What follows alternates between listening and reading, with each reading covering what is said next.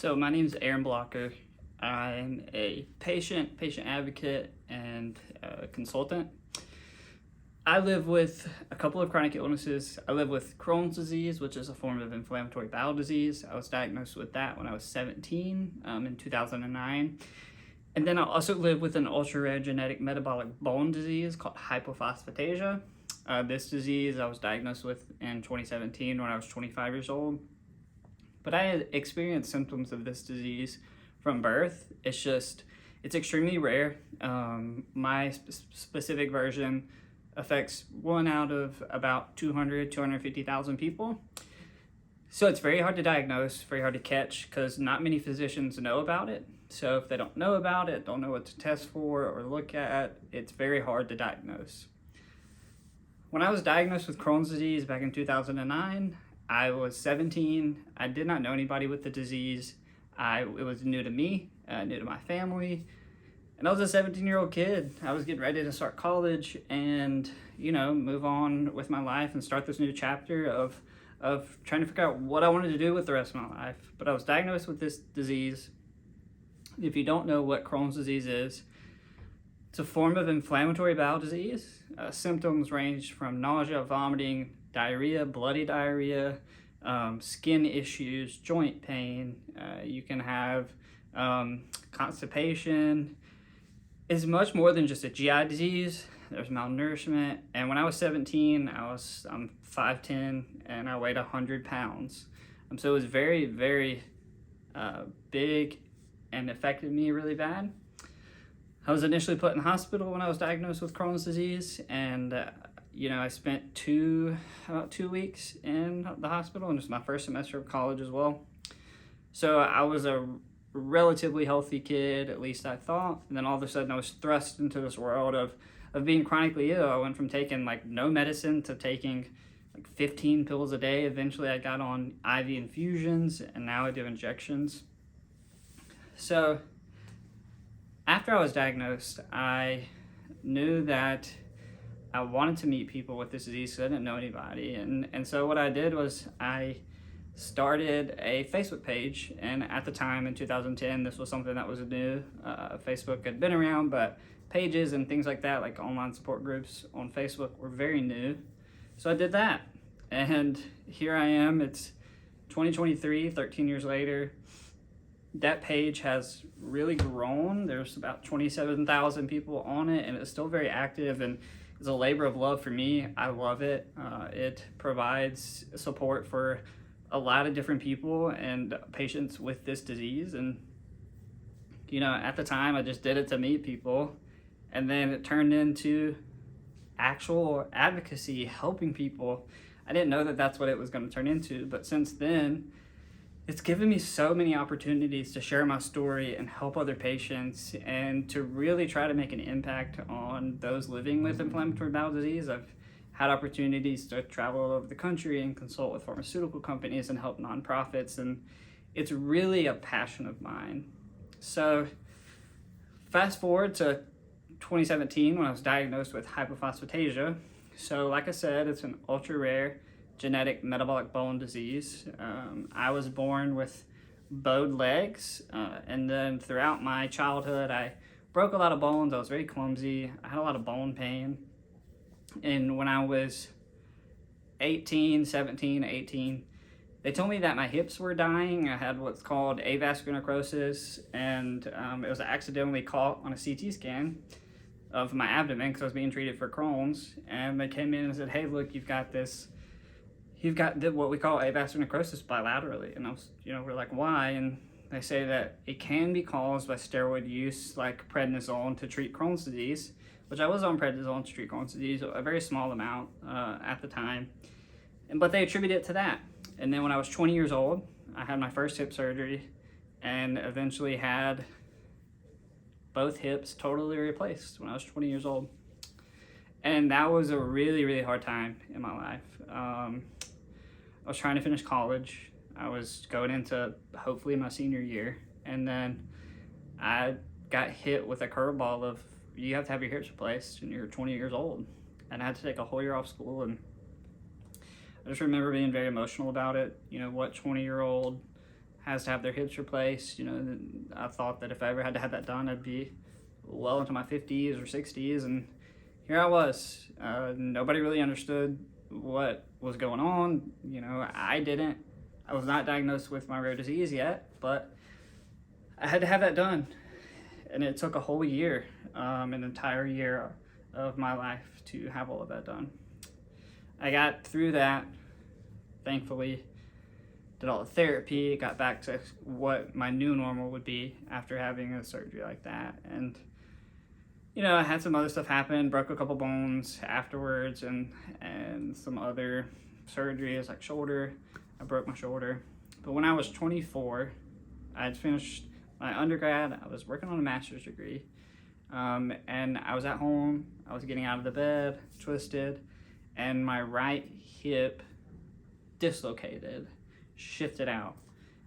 I literally was turning to get off of the bed, and my hip just shifted out, and I mean, extremely painful. Had to go to the ER. It was a whole thing. They're like, yeah, it looks like your hip's kind of like partially out. They got it back in, and they said, you know, you need to go see your surgeon. So ended up having to see a new hip surgeon. The one that did my replacements, you know, 4 years prior had moved away, so I went and saw a new one. And I got the news that at 24 years old, I needed my hip replacements redone. They call it a revision. It's basically just another hip replacement. They go in, he had to go in, take all of the metal hip, the joint, the prosthetic joint out, put it in, put it back in. I had a leg length discrepancy because of how loose the implants had. So it was done in 2 separate surgeries, about 3 months apart. So I was 24 years old, and I had 4 hip replacements. And it made no sense to me. Like, why is somebody at 24 who has Crohn's disease, but they've never told me had anything else, why did my hip replacements fail at 4 years when they should have lasted about 20? And in between that, I had to go get a bone scan done, just because my hip implant had loosened. That's what caused the dislocation, and the bone around the implant was not strong enough to support it. So they did a bone scan, and turns out I had severe osteoporosis. So severe that the rheumatologist who read it made a note saying that, you know, this, for somebody his age, this is worse than what we would expect somebody who is 80 years old or 85, you know, somebody who has, you know, can get very severe osteoporosis. And that didn't sit well with me. I already was questioning why my bones were too weak to hold the hip implant in, and I had broke some bones, and then I had severe osteoporosis, and nobody was trying to figure it out. And you know, you can get osteoporosis from prednisone use. I've not really used prednisone hardly at all since my diagnosis, like, you know, 6 years prior. Here and there I had some, but not enough to do the damage that was already done. Nobody was trying to figure it out, so I decided to try and figure it out. I got all of my medical records that I could find and just started going through them. I looked at blood work. I looked at any kind of notes that were from surgery, and anything that I could find that may have some kind of clue to what is going on. So after all of that, I saw something in my lab work, and what I noticed was that consistently, for as far back as I could go, I had some from like when I was 17, that my alkaline phosphatase level was always really, really low. And like, not just like on the low end of normal, like super low. So the range for alkaline phosphatase varies based on your gender and your age. But at the time, and when I had mine done, it was around 40 to 150 was the normal range. Mine was anywhere from 10 to 20, so way low. And so that's where I started. I started typing in, Googling, whatever, what is low alkaline phosphate? What can this mean? So after a little bit, I came across a website about a disease called hypophosphatasia. And on this website, they had a whole questionnaire and symptoms, and you could plug it in. You can actually put your alkaline phosphatase level in and go through this questionnaire and this little thing. And when I was going through it, I realized that I checked almost every single box. There was skeletal abnormalities, asked if you had that, specifically bowed legs, me. Osteoporosis or soft bones, me. Broke a lot of bones, found that you had any lots of breaks, any kind of weird bone stuff, me. Any dental issues with your teeth, yes, I've lost a ton of teeth. I don't have any back teeth at this point. And then low alkaline phosphatase.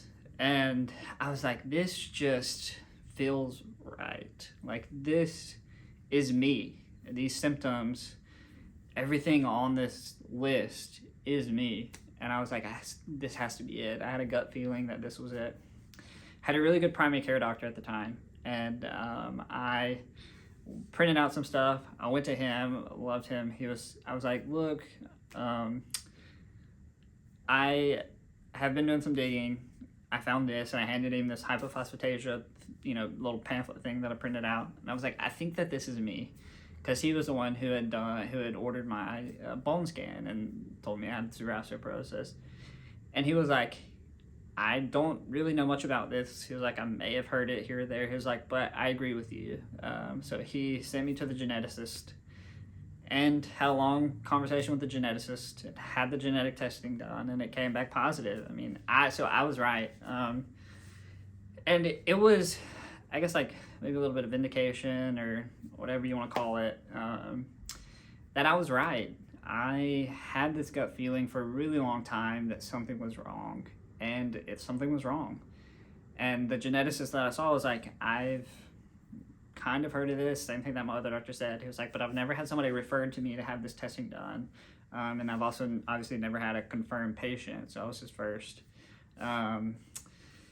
So I figured out the diagnosis myself, and it felt good but scary. This is another disease, a new disease to me, that I had no clue what it was, what the long-term outcome was, if there was a treatment. Know that it was rare, and so I started seeing some doctors back home, and eventually, they kind of told me that they weren't really comfortable treating me, which I can respect. They were like, we've never treated somebody with this disease. We don't really know what to do. They're like, we can read and stuff, but they told me that I may be better off getting treatment somewhere else. And I got referred out, and I go to Nashville, Vanderbilt. There's a doctor here. I'm actually here now while I'm filming this video. Who is pretty renowned in the treatment of this disease. She's wonderful. And I've been coming here since 2018. There is one treatment for this disease, one treatment. Whereas for Crohn's disease and like inflammatory bowel disease, there's at this point a slew of treatments. I mean, 10, 15 treatments that you can try. For this disease, there's one. And it wasn't approved until 2015. It's an enzyme replacement. Not everybody can get on it. The criteria to get on it is pretty strict. It's very expensive. It costs, my insurance pays out roughly $1.6 million a year. It's $140,000 a month and some change. So not cheap. But I was able to get on it in middle of 2018 after I came up here to Nashville and saw a doctor, and we agreed that I needed it because my disease was pretty severe, and that it's something that could really, really help me, we thought. And I met the criteria for it, so we did it and got it approved, and I've been on it ever since, and it has been helpful. It's not a cure at all. It's a treatment. It's an enzyme replacement. It replaces the alkaline phosphatase that my body doesn't make, so it allows my bones to get stronger. And some other things, it helps regulate the calcium levels, vitamin B6 levels, PEA levels, so all of that. And it's helped, but it took 25 years to get a diagnosis, so there was this disease that was untreated for a very long time. that caused a lot of damage that I still deal with. I mean, I've had 22 surgeries related to this disease specifically.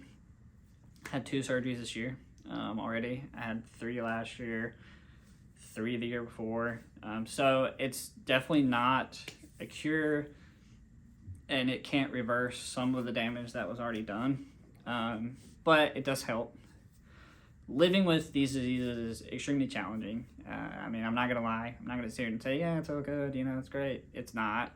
It's hard. It's challenging is honestly an easy way of putting it, but it's very challenging. I have to go to town 2 to 3 times a year to see my doctor and all of that, and I've got a family at home, and it's tough leaving them, and it's tough trying to manage all of this, but I do my best. I do my best to be to put on a smiling face, even though if you ever ask me what my pain level is on a scale of 1 to 10, I sit at a solid 6, just consistently. And yeah, I mean, I have surgeries that I still need. So I also have avascular necrosis in both of my knees. Recently, I was told that the avascular necrosis has progressed. I have more that showed up.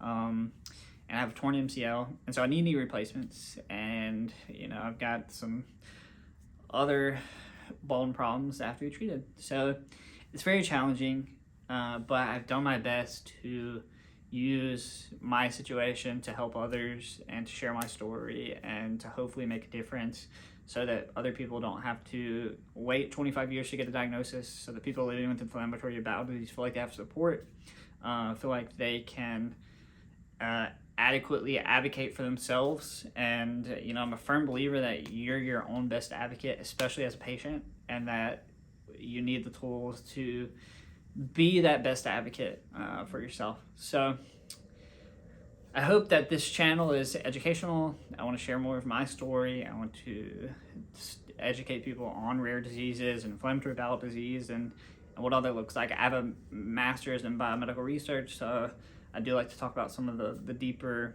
research, scientific aspects of these diseases.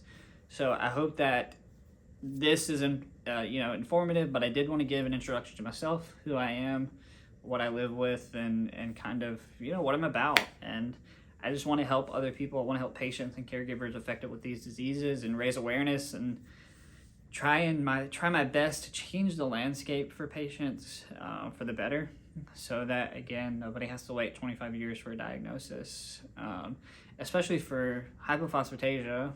The alkaline phosphatase level, pretty much it shows up on a comprehensive metabolic panel, and that's a test that most people have done more than once in their lifetime. It's pretty standard, and it shows up on there. So to know that if it's consistently low, then maybe they should look at hypophosphatasia.